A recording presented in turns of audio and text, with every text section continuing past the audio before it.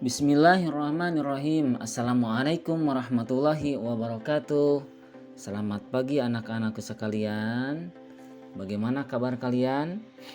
Alhamdulillah, mudah-mudahan kita semua berada dalam lindungan Allah Subhanahu wa taala. Anak-anakku kelas 5, hari ini insya Allah kita akan belajar pendidikan agama Islam bersama Pak Dede. Pelajaran pertama, marilah kita awali pelajaran pendidikan agama Islam dengan bacaan basmalah bersama-sama. Bismillahirrahmanirrahim. Mengaji surat At-Tin. Manusia adalah makhluk Allah yang paling mulia. Allah menciptakannya dengan bentuk jasmani yang indah. Allah juga membekali manusia dengan akal dan pikiran agar mereka dapat menggunakannya untuk kebaikan. Jika ada manusia yang menggunakan akalnya untuk kejahatan, ia akan menjadi manusia yang hina. Apapun bentuk jasmani kita, sudah seharusnya kita syukuri. Anggota tubuh pemberian Allah ini hendaknya kita gunakan untuk kebaikan. Apalagi kita sudah diberi akal pikiran yang dapat membedakan mana yang baik dan mana yang buruk. Anak-anakku sekalian, untuk isi materi pertemuan kali ini kita akan belajar membaca surat At-Tin, menghafal surat At-Tin, menulis surat At-Tin, dan makna kandungan surat At-Tin. Membaca surat At-Tin. Surat At-Tin termasuk kelompok surat Makkiyah, yaitu surat yang diwahyukan Allah sebelum Nabi Muhammad hijrah ke Madinah. Surat At-Tin terletak pada juz 30 dan merupakan surat yang ke-95. Surat ini terdiri atas 8 ayat. Sebelum membacanya, terlebih dahulu kita membaca ta'awudz dan basmalah. Kita mulai ya. A'udzu billahi minasyaitonir rajim. Bismillahirrahmanirrahim. Wattini wazzaitun wa turi sinin wa hadzal baladil amin. Laqad khalaqnal insana fi ahsani taqwim. Summa radadnahu asfala safilin. Illa alladhina amanu wa amilus solihati falahum ajrun ghairu mamnun. Fama yukadzibuka ba'du biddin. Alaihissallahu bi ahkamil hakimin. Shadaqallahul azim. Beberapa hal yang perlu diperhatikan ketika membaca surat At-Tin adalah sebagai berikut. Yang pertama, terdapat bacaan qalqalah, yaitu ketika ada huruf qalqalah mendapatkan harokat sukun, cara membacanya harus dipantulkan. Perhatikan beberapa contoh di bawah ini. Di sini ada tabel tentang bacaan qalqalah dan ada penjelasannya. Huruf dal mendapat harokat sukun. Summa rodad. Nah, ada pantulannya di situ. Summa rodad nahu laqad. Nah, laqad itu ada pantulannya. Huruf qaf berharokat sukun. Taqwim. Khalaq. Nah, itu ya ada pantulannya. Yang kedua, tanda baca mad juga banyak terdapat dalam surat At-Tin. Panjangkan bacaan jika terdapat tanda mad, baik ketika berharokat fathah, kasroh maupun doma. Perhatikan contoh di bawah ini. Berharokat fathah, laqad khalaqnal insan. Nah, di situ ada fathah ya. Mad fathah panjang di sini dibacanya insan. Nah, 2 harokat.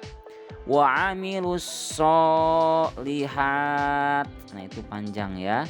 Wa amilus huruf berharokat fathah, fathahnya berdiri berarti panjang. Lihat, haknya ada fathah berdiri juga berarti dibacanya panjang 2 harokat. Disebutnya mad tabi'i. Mad kasroh ya, sama ya. Ini tandanya huruf huruf sesudah kasrohnya itu berharokat, ada huruf ya mati. Watini, ti 2 harokat. Watu ini panjang juga domah. Turisinina. Nah, itu ya berharokat kasroh. Ada yang berharokat domah. Illalladzina amanu itu berharokat domah panjang 2 harokat. Yang ketiga, perhatikanlah cara membacanya berdasarkan ilmu tajwid. Ada beberapa bacaan yang harus dibaca jelas dan mendengung. Perhatikan beberapa contoh lafal di bawah ini. Lafalnya al-insan, insan, ikhfa, samar. Ini mendengung ya. Ada huruf nun bertemu dengan huruf sin. Insan. Ini ikhfa. Falahum aj ada izhar safawi, dibacanya jelas. Mim mati bertemu dengan hamzah. Falahum a ya. Itu namanya izhar safawi. Tandanya huruf mim mati bertemu selain dengan huruf mim dan ba. Ketika mim mati bertemu dengan mim, maka hukum bacaannya idgham mutamatsilaini, dan ketika huruf mim mati bertemu dengan ba, hukum bacaannya ikhfa safawi. Nah, ini mim bertemu dengan hamzah, ada huruf mim sukun bertemu dengan huruf alif atau hamzah, maka disebutnya izhar safawi. Yang ketiga ada izhar halki. Ajarun dibaca jelas. Ajarun, nunnya jelas ya di ujungnya. Ajarun ghairu mamnun. Ajarun itu dibaca jelas. Izhar halki, di hukumnya izhar halki ini termasuk ke dalam hukum nun mati dan tanwin. Ketika ada hukum nun mati, ketika ada nun mati atau tanwin menghadapi huruf halki yang 6, hamzah, ha, ain, ha, ghin, kho, maka dibacanya jelas, izhar halki. Yang keempat ada izhar safawi. Ini masih sama dibaca jelas. Mamnun, ada mim sukun bertemu dengan huruf nun. Mamnun itu izhar safawi. Kan sebelumnya sudah Bapak jelasin, ketika ada hukum mim mati bertemu dengan selain mim dan ba, maka hukum bacaannya izhar safawi. Ketika mim mati bertemu dengan mim, hukum bacaannya idgham mutamatsilaini, dan ketika hukum mim mati bertemu dengan ba, di hukum bacaannya yaitu ikhfa safawi. Menghafal surat At-Tin. Surat At-Tin termasuk kelompok surat-surat pendek. Jumlah ayatnya sedikit menjadi tidak sulit untuk menghafalnya. Bacalah berulang-ulang dengan fasih dan benar. Mulailah dengan ayat pertama. Wattini wazaitun. Ya.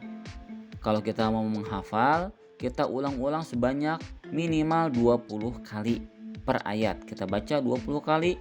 Ya, kalian ulang-ulang di rumah 20 kali. Wattini wazaitun, wattini wazaitun, wattini wazaitun, wattini wazaitun. Lanjutkan sampai 20 kali, ya. Jika ayat yang pertama sudah hafal, ulangi lagi, sekali lagi terus, ya. Baru kemudian dilanjutkan dengan ayat yang kedua. Begitulah seterusnya cara menghafalkannya. Kalian ulang-ulang. Ingat, minimal satu ayat kalian ulang 20 kali bacaan. Kalau untuk ulama-ulama yang ada di Timur Tengah, kenapa mereka hafal bacaannya kuat? Hafalannya kuat karena mereka minimal mengulangnya satu ayat 1000 kali. Ya, untuk kalian cukup 20 kali.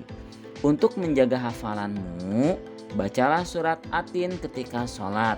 Setelah membaca surat Al-Fatihah pada rakaat pertama atau kedua, bacalah surat Atin. Dengan cara seperti itu, hafalanmu akan makin lancar. Menulis surat Atin. Amatilah lafal surat Atin dengan cermat. Perhatikanlah tulisannya, ayat per ayat, bagaimana bentuk penulisan huruf hijaiyah dalam setiap ayat tersebut. Cermatilah setiap perubahan bentuk hurufnya, baik ketika berada di depan, di tengah, maupun di belakang. Sekarang, mari berlatih menulis surat Atin dengan benar. Kita mulai dengan ayat yang pertama. Wattini wazaitun. Tulislah ayat di atas dengan pelan-pelan dan perhatikan bentuk hurufnya. Huruf apa saja yang berubah bentuknya dan huruf apa saja yang tidak dapat menyambung huruf di depannya. Ingatlah dengan baik huruf yang harus berubah bentuk dengan yang tidak berubah bentuk. Setelah lancar menulis ayat pertama dan ingat perubahan bentuknya, sekarang kita mulai menulis ayat yang kedua. Waturi sinin. Mulailah menulis ayat kedua dengan hati-hati. Perhatikan dengan cermat bagaimana lakukan bentuk hurufnya, jumlah titiknya, dan penempatan harokat sesuai dengan bunyi lafalnya. Cermati bagaimana perubahan bentuk hurufnya ketika bersambung dengan huruf lainnya. Mudah bukan menulis kalimat dalam surat Atin? Mudah. Setelah kamu dapat menulis kedua ayat tersebut dengan benar, lanjutkan dengan ayat ketiga dan seterusnya. Lakukanlah dengan cermat seperti ketika menulis ayat pertama dan kedua. Jika sudah selesai, mintalah gurumu mengoreksi tulisanmu. Setelah menulis surat Atin, selamat menulis surat Atin. Makna kandungan surat Atin. Surat Atin mengandung pesan-pesan yang sangat penting bagi manusia. Manusia adalah makhluk Allah yang paling sempurna bentuknya. Allah juga mengingatkan bahwa banyak manusia yang menjadi makhluk yang hina karena perilaku yang tercela. Allah hanya akan memberi pahala kepada orang yang beriman dan berbuat kebaikan. Marilah kita pahami arti dan makna setiap ayatnya. Ayat pertama menjelaskan Allah bersumpah dengan buah tin dan buah zaitun. Sumpah menunjukkan sesungguhnya Allah Subhanahu wa Ta'ala di dalam memberikan peringatan kepada manusia.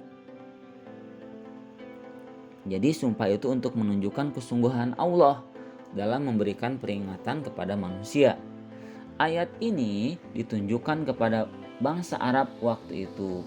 Buah tin dan buah zaitun merupakan tanaman yang paling banyak dikenal di wilayah Arab. Dengan begitu, mereka bisa memahami makna sumpah Allah Subhanahu wa taala tersebut. Ayat kedua juga merupakan sumpah Allah yang menggunakan nama gunung, yaitu Gunung Sinai. Gunung Sinai adalah tempat ketika Nabi Musa alaihissalam mendapatkan wahyu dari Allah berupa kitab Taurat. Ayat ketiga juga masih menunjukkan sumpah Allah Subhanahu wa taala yang menggunakan nama kota Mekah yang dijamin keamanannya oleh Allah Subhanahu wa taala. Kota Mekah adalah kota yang mulia karena sebagai kota kelahiran Nabi Muhammad SAW dan tempat Ka'bah atau Baitullah. Keempat, nama yang digunakan sebagai sumpah Allah Subhanahu wa taala yaitu buah tin, buah zaitun, buah Sinai, dan kota Mekah adalah nama-nama yang sudah dikenal masyarakat Arab. Hal ini untuk memberikan penegasan kepada kaum Quraisy bahwa mereka sedang diingatkan oleh Allah Subhanahu wa taala agar menjadi manusia yang mulia. Ayat keempat menerangkan bahwa manusia diciptakan oleh Allah Subhanahu wa taala dengan bentuk yang sempurna. Melalui ayat ini, Allah mengingatkan kepada manusia agar senantiasa bersyukur kepada Allah. Bentuk tubuh yang sempurna harus disyukuri dengan cara menggunakannya untuk kebaikan. Ayat kelima merupakan peringatan dari Allah bahwa meskipun manusia memiliki bentuk yang sempurna, dia dapat menjadi manusia yang rendah. Manusia yang tidak menyadari kesempurnaannya sebagai makhluk akan mudah dipengaruhi oleh hawa nafsu yang menyebabkan perbuatan jahat, kejahatan, dan kemaksiatan. Itulah yang menyebabkan manusia jatuh ke dalam kehinaan. Ayat ke-6 menjelaskan bahwa manusia yang tidak jatuh dalam kehinaan adalah mereka yang beriman dan mengerjakan kebaikan. Mereka ini akan diberikan oleh Allah Subhanahu wa taala pahala yang tiada terkira. Dengan demikian, keimanan dan amal soleh dapat meningkatkan derajat manusia. Kejahatan dan kemaksiatan dapat merendahkan martabat manusia. Ayat ke-7 ditunjukkan kepada orang-orang yang tidak mau beriman dan mengerjakan kebaikan, tidak mempercayai pembalasan, padahal Allah sudah memberikan keterangan dan bukti yang jelas. Ayat yang terakhir atau ke-8 ini menyatakan dengan pertanyaan bahwa Allah adalah Tuhan yang Maha Adil dalam memberikan pembalasan. Orang-orang yang beriman kepada Allah dan memperbanyak amal kebaikan akan mendapatkan pahala yang banyak. Sebaliknya, orang-orang yang melakukan kemaksiatan dan kejahatan, bagi mereka tempat yang hina, baik di dunia maupun di akhirat. Berdasarkan arti dari surah At-Tin di atas, kandungan maknanya dapat disimpulkan sebagai berikut. Yang pertama, manusia adalah makhluk Allah yang paling sempurna. Yang kedua, manusia dapat jatuh menjadi makhluk yang hina karena perbuatannya sendiri. Yang ketiga, Allah memuliakan dan memberikan pahala berlipat ganda kepada orang-orang yang beriman dan mengerjakan amal kebajikan. Yang keempat, orang-orang yang tidak mempercayai atau mendustakan Allah akan mendapat pembalasan pada hari kiamat.